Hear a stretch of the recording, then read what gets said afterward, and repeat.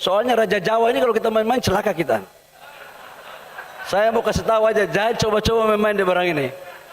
Ini, waduh, ngeri-ngeri sedap barang ini, saya kasih tahu. Kita tahu semuanya, yang membuat keputusan itu adalah MK. Itu adalah wilayah yudikatif. Dan yang saat ini juga sedang dirapatkan di DPR itu adalah wilayah legislatif. Tapi tetap yang dibicarakan adalah si tukang kayu. Ada Raja Jawa dan tukang kayu di Munas Golkar kemarin. Bang Nurdin, gimana itu penjelasannya, hubungannya apa antar keduanya? Jadi kalau membaca judul ini tidak ada hubungannya dengan itu, statement itu ya. Bukan saya tidak menjawab ya. Jadi kita kembali ke judul kontroversi malam ini. Sylvia begini, saya secara pribadi... Loh, judul kontroversi terinspirasi dari Ketua Umum Anda? Bukan, tapi Raja Jawa ngeri-ngeri sedap barang ini. dengan keputusan MK dan resapel kabinet. Oke. Itu kan, tapi itu akan saya jawab. Itu akan saya jawab. Nah gini, persepsi sekarang ini ada keliru menurut saya. Seolah-olah ada pertentangan antara keputusan MK dengan rencana DPR melakukan revisi. Revisi yang dilakukan oleh DPR bukan berarti menolak keputusan MK. Jadi tidak ada perselisihan Pak Wendri, tidak ada perselisihan di sini, tidak ada sengketa itu. Begitu Pak ya, tidak sengketa itu. Dan perlu dipahami ini bukan tiba-tiba. Jadi ketika kemarin di tengah-tengah Munas, saya membaca bahwa akan ada revisi undang-undang, saya langsung tanya kepada wakil ketua balik dari Partai Golkar. Ini kok tiba-tiba ada begini? Oh ini bukan tiba-tiba, dikirim ke alas draftnya. Proses ini sudah panjang, ini draft ini dari Januari. Dan sebelum Januari, sebelum lahir draft itu sebelumnya hanya sekarang kebetulan bertepatan keputusan MK. Ya benar Pak kan? Jadi bukan tiba-tiba itu. Nah, jadi saya terima draftnya itu draft final.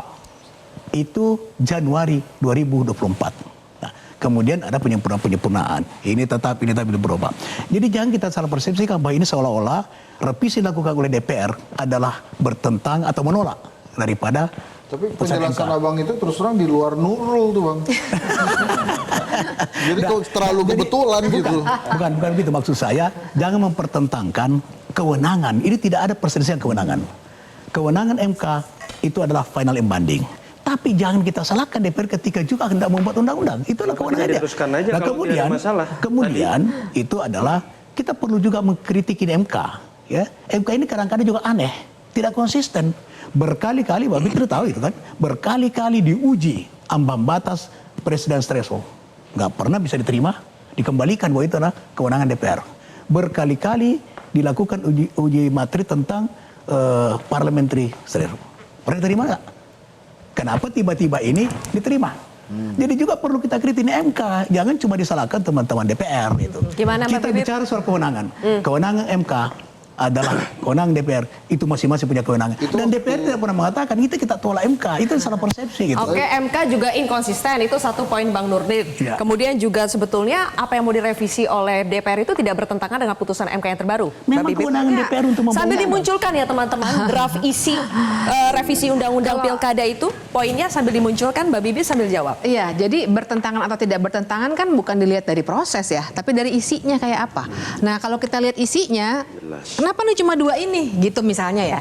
Saya kira kita semua setuju bahwa pilkada perlu direformasi. Tapi apakah ini reformasi pilkada? Ini jelas cuma dua ini soalnya. Kalau misalnya banyak boleh kita perdebatkan. Nah kemudian soal apakah MK konsisten atau tidak, memang MK sering tidak konsisten. Tapi saya sudah baca betul penalaran hukumnya, pertimbangan hukum dari MK.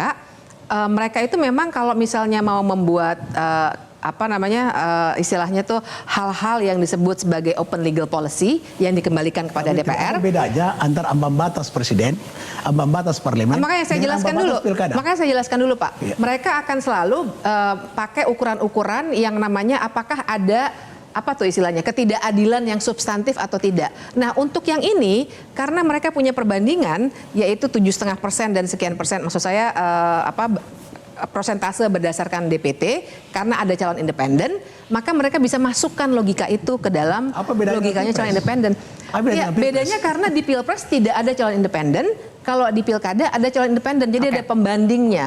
Perhatikan saja nanti ini Menurut sekarang saya itu hanya- teman-teman menurut saya Perludem itu lagi hanya mengajukan alasan juga hukum saja, Mbak dan Bek. mereka Mohon maaf ya. dan mereka mengajukan dengan hitung-hitungan seperti itu. Saya yakin ini akan lolos nih, karena cara berpikir hakim memang seperti itu. Coba bayangkan saja P3, partai lama ya, itu partai lama berpengalaman. Kasihan benar tuh, gara-gara ambang batas tidak bisa lolos. Sudah mengeluarkan biaya begitu besar, biaya kampanye, biar partai maupun perorangan, nggak bisa lolos gara-gara ambang batas. Kenapa waktu diuji tidak diterima oleh MK?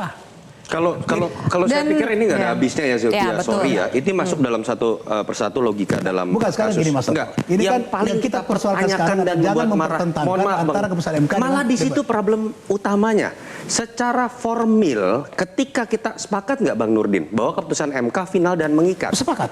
Bahwa kemudian ada kewenangan DPR dalam proses legislasi, dalam fungsi legislasi yang juga harus dihormati dengan alasan deh Januari sudah ada proses yang tidak kelihatan oleh masyarakat dan lain-lain, tapi minimal kalau diakui final dan mengikat, substansi yang tadi dibuat dalam 7 jam tadi harusnya tidak bertentangan dengan poin itu.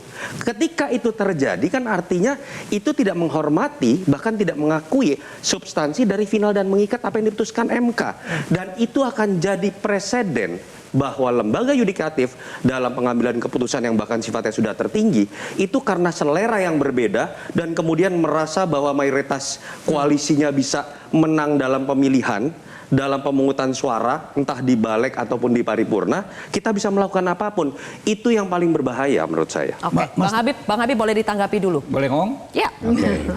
Jadi yang disebut final and binding, ya kan ya, keputusan yang berkekuatan hukum tetap itu hanya relevan kalau kita bicara lembaga yudikatif. Yudikatif dengan yudikatif. Misalnya ada perkara-perkara yang kekuatan final dan mengikatnya di pengadilan tinggi. Ada perkara-perkara dulu itu di Petun ya, di rezim peradilan tata usaha negara, finalnya itu di pengadilan Tun. Jadi pengadilan di atasnya Mahkamah Agung tidak memiliki kewenangan untuk mengevaluasinya. Jadi kalau kita bicara dua institusi yang ada di dua alam yang berbeda, tidak relevan. Ini bukan dalam konteks DPR bukan sebagai lembaga banding terhadap putusan Mahkamah Konstitusi. Putusan Mahkamah Konstitusi dihormati, betul. Tapi DPR mengacu kepada, ya kemarin itu ya, teman-teman menyampaikan mengacu kepada konstitusi Undang-Undang Dasar 45 ya, bahwa DPR memiliki kewenangan menyusun undang-undang. Tapi kan putusan tentu, MK bentar. omnes. Tentu.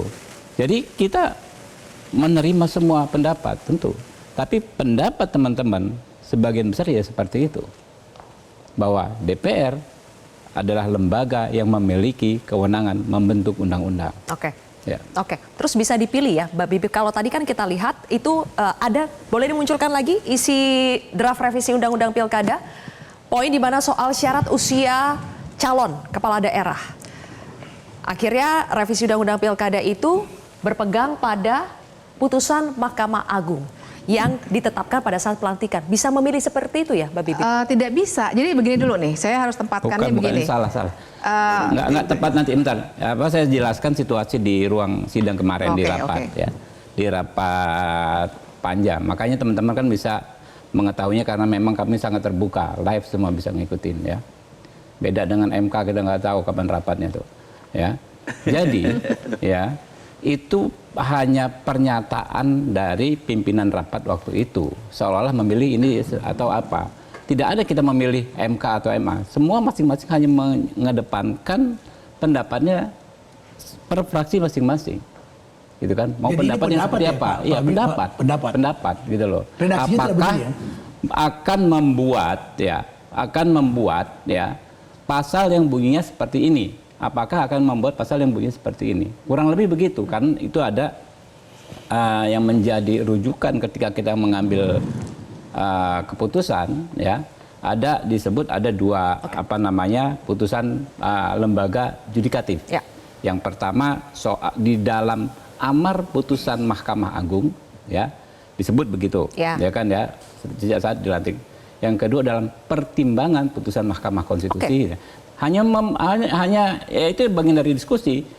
Kira-kira kita kawan-kawan ini mau yang seperti apa? Mau yang rumusan seperti apa? pasalnya. Ya, gitu. rumusan yang mirip seperti Iya, MA atau iya. MK. Itu kan ini soal pendapat. Iya, kan? pendapat. Menyatakan pendapat masing-masing. Oke. Lalu dirumuskanlah yang Akhirnya disepakati yang sebagian sepakat besar yang bahwa mana. yang seperti ini, Iya, pelantikan bukan iya. penetapan ya. Iya. Yang mirip seperti ya, MA. Itu yang disepakati oleh sebagian besar fraksi kemarin. Oke, muncul. Di Balek. Oke, Di menurut Bang Balek, Habib ini ya. pendapat. Bukan di paripurna ya, di Oke, Balek. di Balek ya. Oke, di balik Mbak Bibip langsung saja. Iya, jadi saya mau tarik dulu nih ke soal apakah bisa benar DPR mengubah apa yang sudah diputus oleh MK. Kita harus kembalikan ke yang namanya konsep pembagian kekuasaan. Semendasar itu ada lembaga yudikatif, legislatif, dan eksekutif. Kita tahu semua itu ya. Nah, yudikatifnya dalam hal ini MK itu memang secara konstitusional di UUD 45 nih, bukan teori saja, dikatakan bahwa dia memang menguji undang-undang terhadap undang-undang dasar. Artinya dia yang memutuskan ini konstitusional, ini tidak. Maka ketika itu keluar, tadi saya sebut-sebut erga omnes, sebenarnya artinya itu berlaku untuk semua langsung. Sehingga apapun yang kemudian lembaga legislatif maupun eksekutif buat harus sesuai dengan apa yang MK putuskan sebagai yang mana yang konstitusional. Nah, jadi itu tuh yang membuat tadi saya sebut krisis konstitusi. Karena begitu juga misalnya pertanyaan Mbak Zilvia tadi soal MA atau MK, persis. MA itu kan menguji hierarkisitas. MA ya, dalam konteks judicial review peraturan KPU terhadap undang-undang pilkada. Ya. MK menguji konstitusionalitas, bukan hierarki. Dia akan menguji kontennya, apakah dia konstitusional atau tidak. Oke. Jadi bukan pilihan tuh, yang pasti walaupun tidak ada tinggi rendah, tapi kita lihat objek perkaranya apa. Baik. Sehingga Oke. MK yang harus diikuti sebenarnya. Oke, baik. Kita pindah dulu ya dari perdebatan ini supaya Mas Eno bisa dapat giliran berbicara ya. Iya, sorry Mas. Nah, nggak apa-apa. Mas Eno, terlepas dari perdebatan yang telah terjadi, hari ini kita sudah mendengar bahwa akhirnya DPR membatalkan setidaknya sampai tanggal 27 Agustus pendaftaran. betul. Ya, ini artinya PDI Perjuangan karena katanya ini implikasinya paling besar itu terhadap PDI Perjuangan, terutama di Jakarta. Akhirnya bisa mengusung. Ini kabar baik buat PDI Perjuangan? Iya, kabar baik buat semua orang yang merasa resah, dan semua orang itu kan tadi udah kelihatan di acara unjuk rasa yang begitu ramai, tidak hanya di Jakarta, ternyata itu suara rakyat. Saya rasa begini loh, kalau saya ini melihatnya Mbak, saya dari tadi senyum-senyum aja. Buat saya begini, sudahlah kita berhenti berapologetik bahwa apa yang dibahas di DPR kemarin itu akan secara prosedural benar. Kenapa? Rakyat itu saya rasa kemarahan dengan sebegitu besar yang muncul hari ini, itu bukan hanya persoalan ini kok. Tapi ada akumulasi persoalan-persoalan, kejanggalan demi kejanggalan yang dirasakan oleh masyarakat, kelas menengah terutama, terhadap peristiwa ini. Jelajahi cara baru mendapatkan informasi. Download Metro TV Extend sekarang.